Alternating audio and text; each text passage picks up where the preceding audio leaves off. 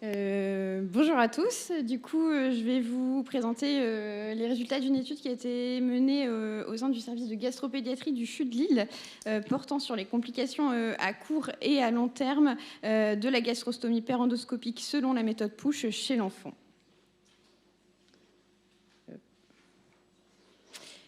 Pour commencer, du coup, la technique Pusch ou technique avec bouton d'emblée connaît un essor depuis le développement d'un kit de pause en 2008. Elle a comme principaux avantages le fait de ne nécessiter qu'une seule anesthésie générale et de pouvoir mettre en place un bouton de gastrostomie d'emblée.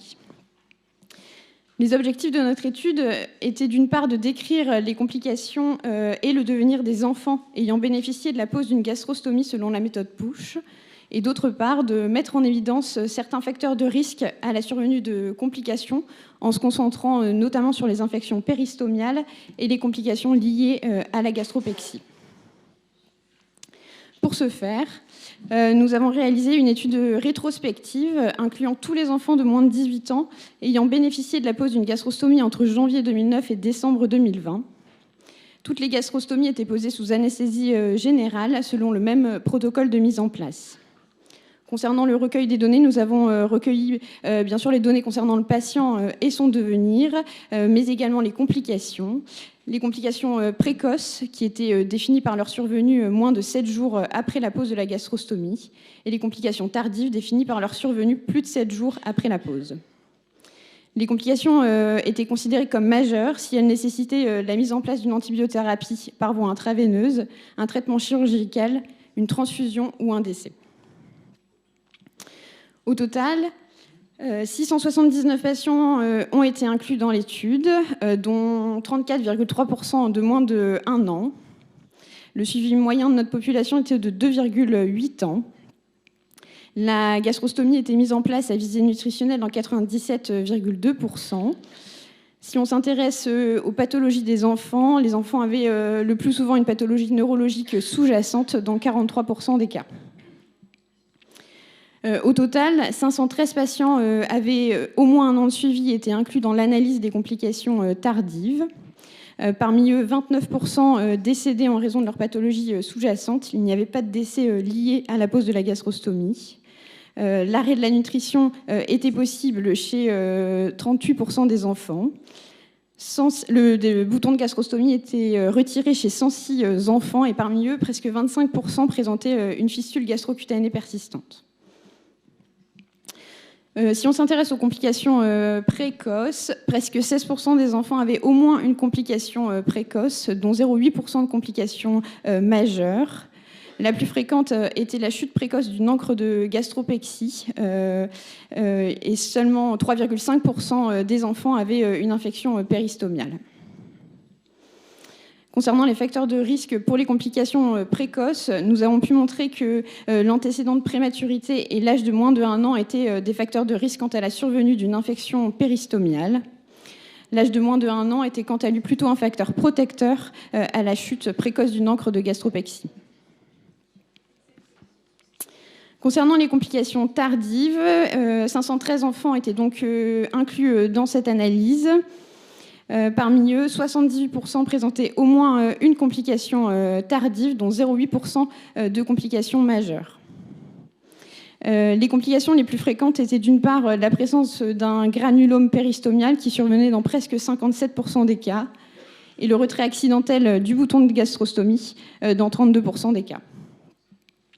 Les complications liées à la gastropexie étaient pas rares et survenaient dans 20,1% des cas, avec la présence d'un granulome dans 13,5% des cas, un abcès abseptique plutôt dans 6,8% des cas et une migration transcutanée dans 6% des cas. Concernant les facteurs de risque, nous avons pu montrer que la présence d'une pathologie neurologique sous-jacente était plutôt un facteur protecteur quant à la survenue de ce type de complications. Notre étude est donc l'une des plus grosses séries décrivant les complications et le devenir des enfants avec une gastrostomie selon la méthode Pusch. Nous avons pu montrer que cette technique avait comme avantage d'avoir peu de complications majeures, moins de 2% dans notre étude, contre 10 à 15 dans les études sur la méthode Pool, avec un faible taux d'infection péristomiale, seulement 3,5% dans notre étude, alors que les taux pouvaient aller jusqu'à 30% sur les études sur la méthode Pool. Certaines complications sont plus spécifiques de la méthode PUSH, et notamment les complications liées à la gastropexie, qui sont peu décrites dans la littérature et qui touchaient quand même 20% de notre population, causant surtout un inconfort et des douleurs. Certaines équipes retirent systématiquement les angles de gastropexie 2 à 3 semaines après la pose de la gastrostomie, et cela semble réduire le nombre de ce type de complications.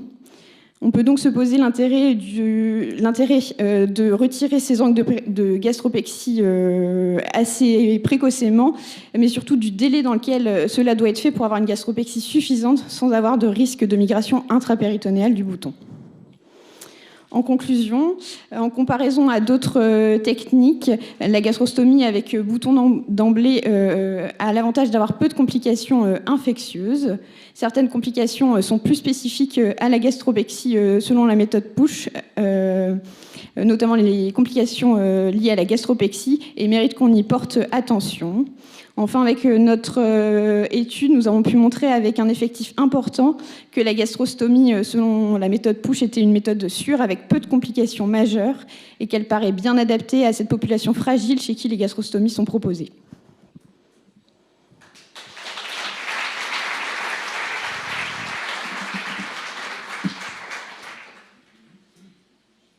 Il y a une question devant.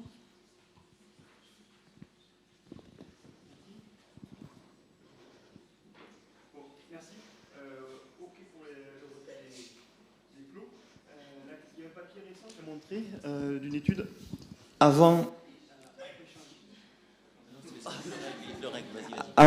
et après changement de leur méthode, notamment pendant l'endoscopie, de pas trop serrer et de voir l'encre à l'intérieur visible avec un petit jeu pour pas que ça soit trop en traction dans la muqueuse.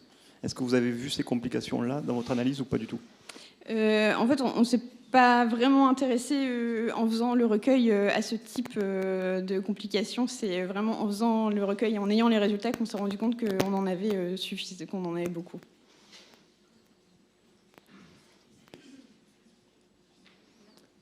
Oui. Jérôme ? Oui, excusez-moi. Une remarque, une question. La remarque, c'est effectivement, moins on tendra les ancres, moins on aura d'impaction, mais moins on tiendra notre cicatrice. Donc on risque d'avoir un autre risque qui se met en place. Ma question, c'est vous montrer, et c'est ce qu'on vit, un taux d'infection très très faible par rapport à la technique Pool. Est-ce que vous croyez qu'il est temps d'arrêter l'antibioprophylaxie qui est encore décrit comme obligatoire systématiquement dans les gastrostomies ? Alors je pense que je ne pose pas suffisamment de gastrostomie actuellement pour pouvoir répondre à la question, mais il y a peut-être mes collègues du CHU qui peuvent répondre.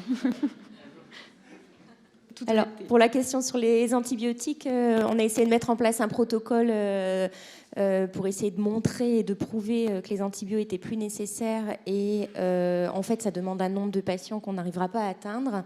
Et donc là, on se pose la question dans l'équipe de faire finalement un avant-après et de faire une étude quasi expérimentale. En tout cas, et on pense que les antibiotiques sont plus nécessaires.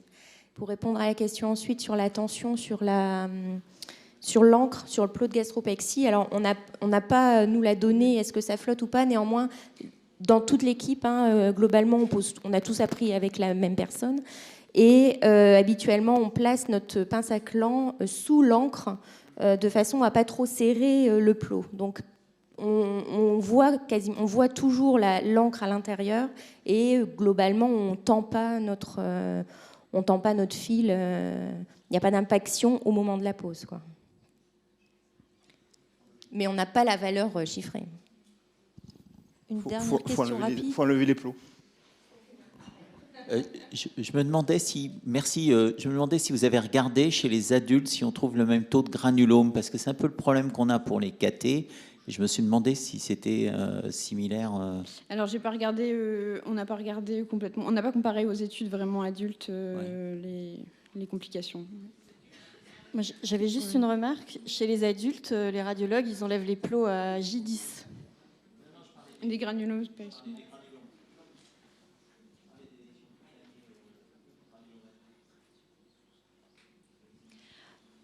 Bien, on va s'arrêter là. Si vous voulez bien, je vous laisse continuer la discussion tout à l'heure à la pause café. On va